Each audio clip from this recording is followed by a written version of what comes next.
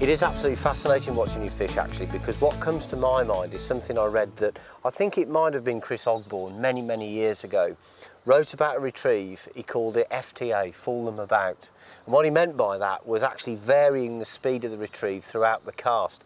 And you're doing that almost instinctively. I'm watching your hands, and sometimes it's little short tugs, other times it's a slow figure of 8, then you speed up, then it's a longer draw. You never make one even constant retrieve, do you? No. It's important that you keep varying the retrieve.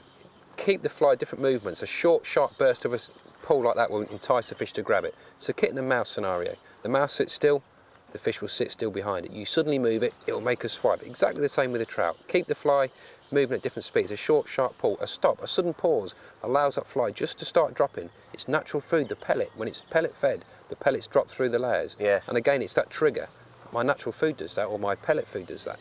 So keep a stop and start, slow retrieve, figure of 8, tweak, pull.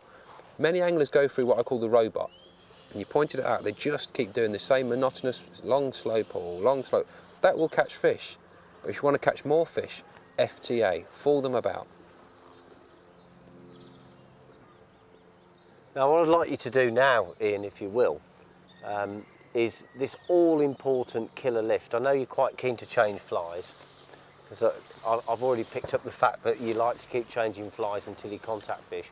But I'd like you not to hook a fish on this lift, because I just want to, I know you want to hook a fish, but I just want to show everyone who's watching this what I'm fascinated by. The big thing I've got out of today already is this slow motion lift. I think it's so important, and I know it's going to help me to catch an awful lot of trout in the future. So when we get to the end of this retrieve, let's just go through that in real time, because it is very slow and you can afford to do that. So first of all, whereabouts do you start it? It's key to start with about a good 7, 8, even 10 yards away. A lot of anglers bring the flies right under their feet, start the ascent, and the fish is looking behind the fly straight at your face, and it's just going to turn and leave it. Yep. A lot of them you won't even know they're there, because they can see through the layers very easily, especially this clear water. Okay, so you're about 7 yards out now. Start your lift. Just take us through it. Okay. The main thing is control. You must stay in control. It's no good just lifting your rod. Keep hold of your line in your left hand and do the slowest of figure of 8s, and slowly, slowly, and it is very slow, just lift that rod and your flies are coming up at an angle like that. So any fish that's chasing it is going to be looking well over your head. Again, just keep nice tight control with your left hand and slowly lift that rod. So you're keeping the tension in the line by the figure of 8, and you're bringing the flies up by raising the rod very, very gently. Yep. Slowly lift it out. Don't be too quick. This is very important, because as you can see, this is taking an eternity almost to bring these flies out. Ian's not doing this for effect. This is how he's been fishing. I've been watching him. I think it's fascinating.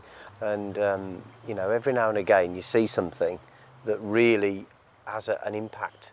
And that's been worth coming for me today.